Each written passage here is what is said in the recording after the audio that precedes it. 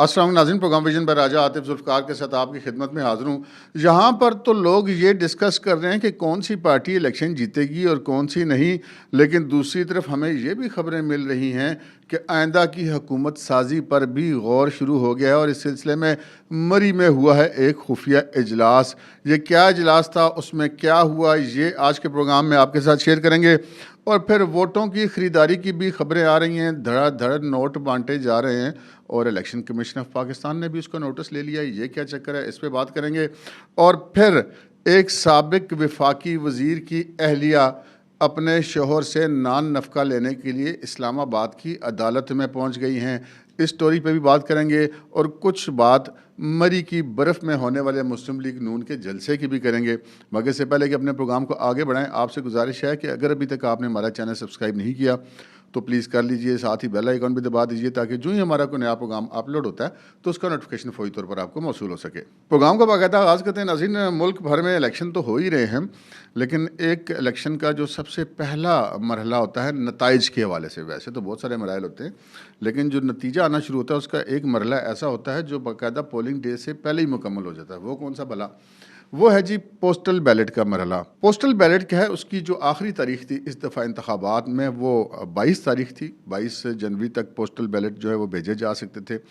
Postal ballot में जो मुल्क भर के जो सरकारी मुलाजमीन हैं, वो जो अपने स्टेशन पर तैनात नहीं होते या किसी सरकारी ड्यूटी के लिए दूसरे स्टेशन पर होते हैं, जैसे अब इलेक्शन हो रहे हैं तो मुल्क भर की पुलिस वहाँ पे तैनात है, मुल्क भर के फ़ौज तैनात होगी, रेंजर्स होगी, जो इसातिज़ा कराम पोलिंग स्टेशन पर ड्यूटियाँ कर रहे हैं वो लोग होंगे, और मुल्क भर में जो जेलें हैं उनके अंदर जो कैदी हैं वो अगर अपना वोट कास्ट करना चाहते हैं तो वो पहले ही पोस्टल बैलेट की रिक्वेस्ट कर देते हैं अपने मुतल्लिका रिटर्निंग अफसर को, और फिर वो वोट पोल हो जाता है। अच्छा, एक नतीजा लीक हो गया जी, और एक नतीजा जो लीक हुआ है वो एक सूबाई असम्बली की नशिस्त का हुआ है, और वो नशिस्त भी बड़ी दिलचस्प है इसलिए कि वो है सूबा खैबर पख्तूनख्वा की सूबाई असम्बली की नशिस्त। उस नशिस्त का नाम नंबर है जी PK 113। ये है डेरा इसमाइल ख़ान की। डेरा इसमाइल ख़ान आपको पता ना, वो तो मौलाना फजल रहमान का शहर है, अली अमीन गंडापुर का शहर है। वहाँ पर ये जो सूबाई असम्बली की नशिस्त भी, इसमें जो अली अमीन गंडापुर ख़ुद इंतखाबात में हिस्सा ले रहे हैं, और जबकि उनके मुकाबले में कफ़ील अहमद साहब हैं, ये जमीयत उलमा इस्लाम के उम्मीदवार थे, और टोटल 7 उम्मीदवार इस हलके में हैं। ये जो नतीजा लीक हुआ है इसकी हम आपको एक इस वक्त स्क्रीन पर देख रहे होंगे, उस नतीजे की कॉपी। ये पोस्टल बैलेट का रिज़ल्ट है जी।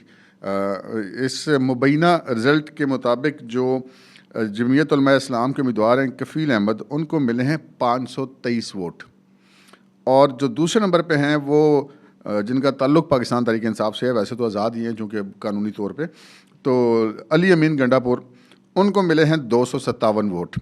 तो यहाँ पर आप ये समझ लीजिए कि उनकी तकरीबन दुगने से भी ज़्यादा वोट जो हैं वो जमीयत उलमा इस्लाम ने हासिल किए हैं अली अमीन गंडापुर के मुकाबले में। टोटल यहाँ पर 7 उम्मीदवार थे, और टोटल जो कास्टिंग वोट थे पोस्टल बैलेट पे इस हल्के में वो 1179 थे, यानी कि 1179। और ये सेंट्रल जेल डेरा इसमाइल ख़ान से जो रिज़ल्ट है ये वो है। अच्छा, अब ये रिज़ल्ट तो आ गया, इलेक्शन कमीशन ये कह रहा है कि जी पोस्टल बैलेट के हवाले से जो भी रिज़ल्ट इस वक्त मार्केट में शेयर हो रहा है या सोशल मीडिया पर आ गया हुआ है वो दुरुस्त नहीं है। लेकिन उनको यही कहना चाहिए, क्योंकि अगर कोई जेन्युइन है तब भी वो उनके लिए सुबकी की बात है कि जी क्यों लीक हो गया, और अगर जेन्युइन नहीं है तो तब भी उन्होंने ये बात करनी है। तो बज़ाहिर ये लगता है जिस तरह का ये पेपर आपको नज़र आ रहा है कि ये ठीक ही लग रहा है, लेकिन ये एक ऑप्शन ज़रूर रखना चाहिए इसमें कि कोई इसमें फ़र्क भी हो सकता है, लेकिन कौन से दूर की बात है, 3-4 दिनों की बात है, सारा कुछ दूध का दूध और पानी का पानी हो जाना है। अगली खबर की तरफ बढ़ते हैं जनाब। अगली खबर में कल परसों तरसों 2-3 वीडियोज़ का बड़ा चर्चा था थी, और आपको पता है कि मुल्क में जहाँ बहुत सारे हलके बड़े दिलचस्प हैं, उनमें जो एक बहुत ही दिलचस्प हलका है वो हलका NA 127 है कौमी असम्बली का।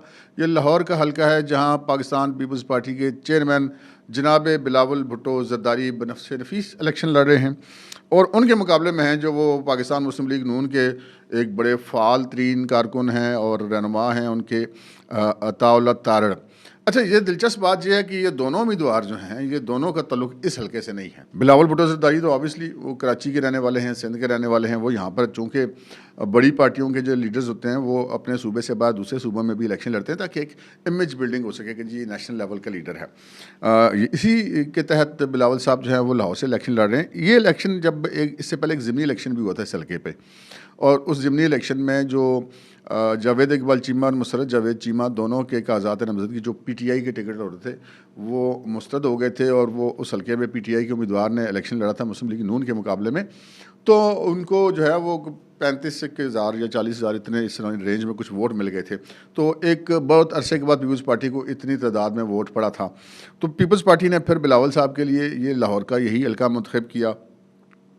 फिर ऐसी खबरें आ रही थी कि जनाब कोई 1 अरब रुपया मुख्तस किया गया है इस हल्के में इलेक्शन के लिए बिलावल साहब की तरफ से, लेकिन ये सिर्फ बातें ही थी। लेकिन इन बातों में थोड़ी सी सदाकत नज़र आई जब एक वीडियो मार्केट में आई, बल्कि एक ही नहीं 2-3 आई। वो ऐसा हुआ कि इतला मिली अताउल्लाह तारड़ को, जो मुस्लिम लीग नून के उम्मीदवार हैं, कि जी कुछ वोटों की ख़रीदारी जारी है, जिस पर वो पुलिस को ले करके और अपने साथ लोगों को ले करके वीडियो कैमरे लगा करके तो वहाँ पर मौके पर पहुँच गए। और मौके पर पहुँच कर उन्होंने वहाँ पर जो अफराद थे जो पैसे बांट रहे थे उनको भी पकड़ लिया। जो मुक़द्दस किताबें थी उनमें ज़्यादातर जो पैसे बांटे जाते वो जो हमारी क्रिश्चियन कम्युनिटी है उसके लोगों को बांटे जा रहे थे। तो वो मौके पे पकड़े गए, वो तीनों बंदे भी पकड़े गए। उन तीनों बंदों को और वो जो मुक़द्दस किताबें वहाँ पे रखी थी उन सब के साथ वो थाने में पहुँच गए। एक वीडियो उन्होंने वहाँ पे बनाई थी पकड़ते हुए, एक वीडियो उन्होंने जाके थाने में बनाई। अच्छा, ये वीडियो आई तो फिर इसके साथ ही एक और वीडियो आ गई। वो वीडियो ये थी कि जी 3 बंदे बैठे हुए हैं और 5-6 ख़वातीन हैं जिन सब ने बुरके पहने हुए और नकाब किए हुए हैं।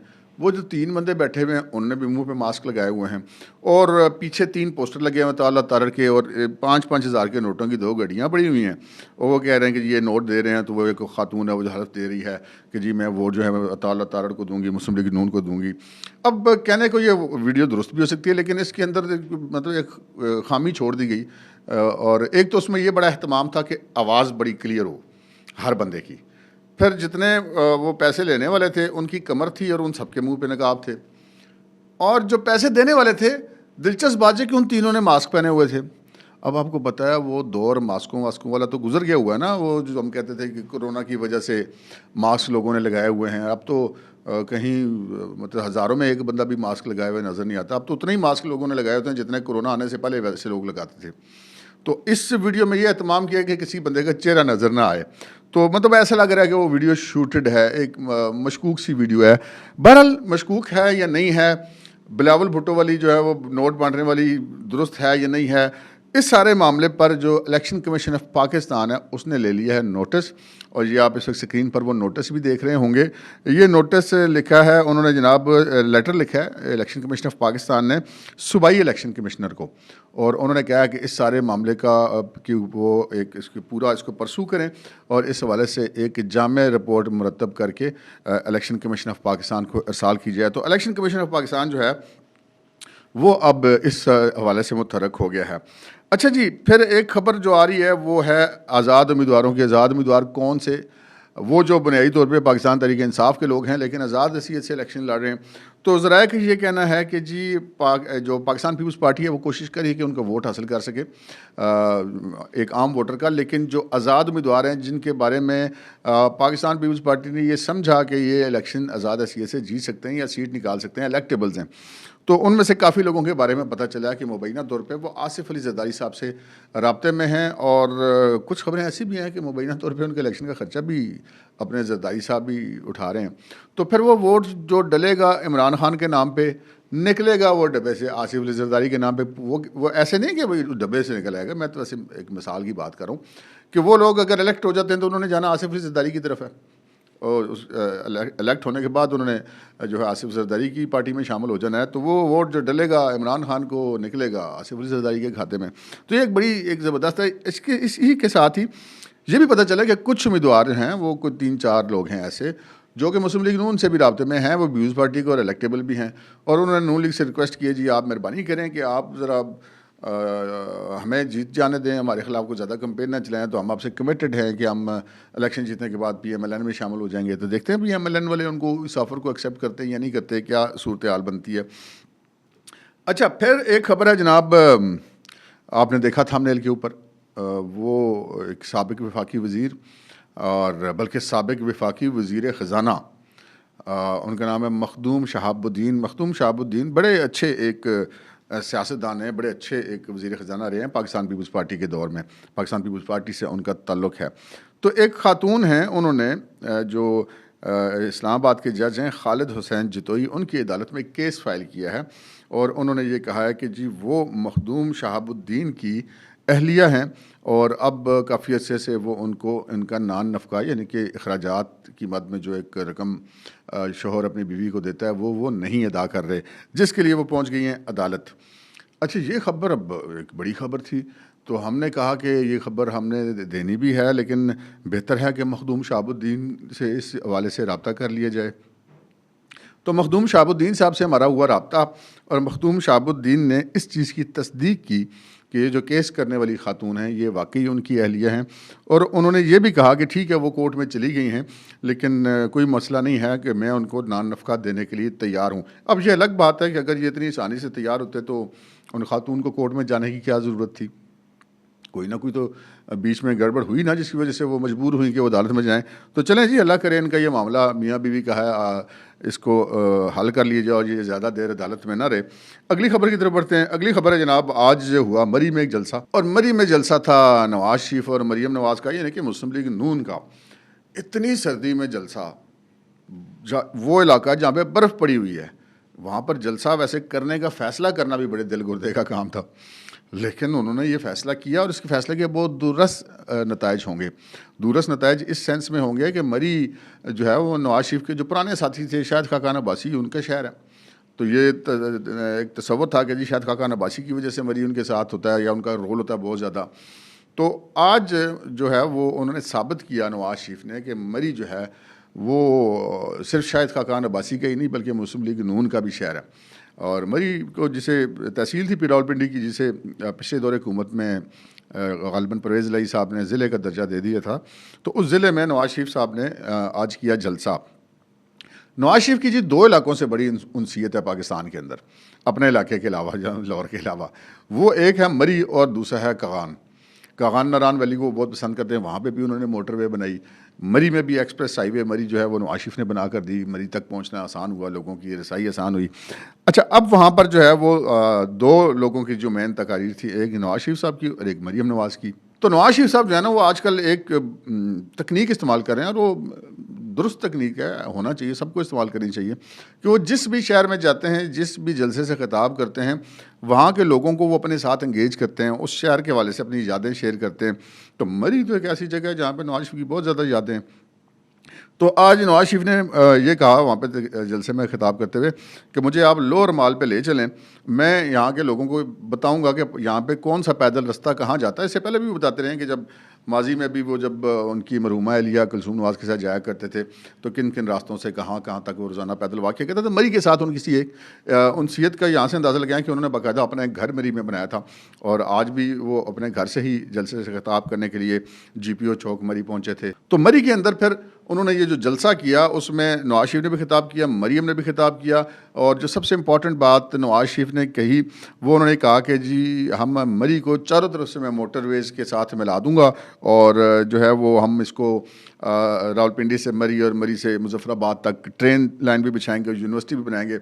अच्छा, वैसे तो बंदा कहता नहीं यार इलेक्शन के स्टंट हैं, एक तो नवाज शरीफ को जितनी इश्क है ना मरी से, नवाज शरीफ कर भी गुजरेगा, क्योंकि पहले भी आपको पता है कि उन्होंने वो एक्सप्रेस हाईवे बनाई, और फिर मोटरवेज़, अब तो वो ज़ारा मोटरवे भी उधर से हो गई, इधर से लाहौर मोटरवे हो गई, तो उन दोनों मोटरवे से मरी को कनेक्ट करना शायद अब उतना बड़ा मसला नहीं होगा नवाज शरीफ के लिए। तो नवाज शरीफ जो है वो मरी से जितनी उनकी मोहब्बत है उससे अंदाज़ा किया जा सकता है कि वो ऐसा कर गुजरेंगे।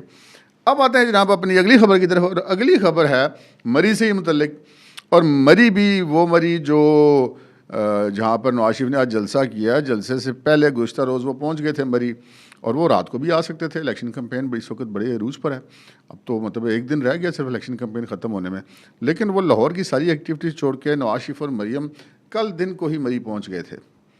और फिर शाम को हमें ज़राए ने बताया कि जी एक कोई ख़ास इजलास हुआ है मरी के अंदर नवाज शरीफ साहब के घर पे, जिसमें नवाज शरीफ थे, मरीम नवाज़ थी, और इस चीज़ का भी इम्कान है कि कुछ दीगर इनके करीबी लोग भी हों, लेकिन नवाज शरीफ और मरीम नवाज़ कन्फर्म और कुछ 2-3 और मुल्क की अहम तरीन जो है शख्सियात मौजूद थी। और हमारे ज़राए का ये कहना है कि इस मीटिंग के अंदर जो इलेक्शन के बाद हुकूमत साजी है और हुकूमत की जो पॉलिसियाँ हैं उनके ऊपर गौर किया गया है कि कैसे हुकूमत बनाने के बाद चलना है आगे। और ये बड़ी इम्पॉर्टेंट ख़बर इसलिए है कि जहाँ पर अभी लोग ये सवाल करें कि कौन जीतेगा या कौन नहीं जीतेगा, तो नवाज शरीफ और मरीम को इतना एतमाद है कि वो ना सिर्फ ये कि इलेक्शन जीतेंगे और हुकूमत साजी करेंगे, बल्कि उन्होंने हुकूमत साजी के लिए मुशावरत भी शुरू कर दी है।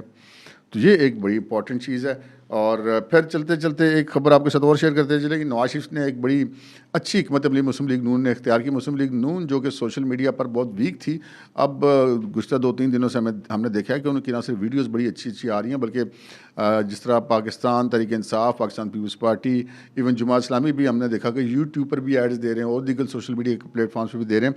तो वो एड्स मुस्लिम लीग नून के भी चलने शुरू हो गए। लेकिन एक काम जो बड़ा ज़बरदस्त था, जो पहले किसी को आइडिया नहीं आया और अब आ गया, तो अब उन्होंने भी शुरू कर दिया, वो ये था कि जितने पाकिस्तान के शहरी हैं उनके फ़ोन नंबरों पर एक कॉल जा रही है मोबाइल नंबर से ही, और आज जब बंदा कॉल उठाता है तो आगे से नवाज शरीफ साहब मुखातिब होते हैं और वो रिक्वेस्ट करते हैं वोट देने के लिए और तामीर और तरक्की के वाले से, जैसे एक लीडर बात करनी चाहिए सियासतदान को, तो वो नवाज शरीफ साहब करते हैं। तो अच्छा वो काफ़ी उनकी ये मुहिम जो है वो कामयाब हुई।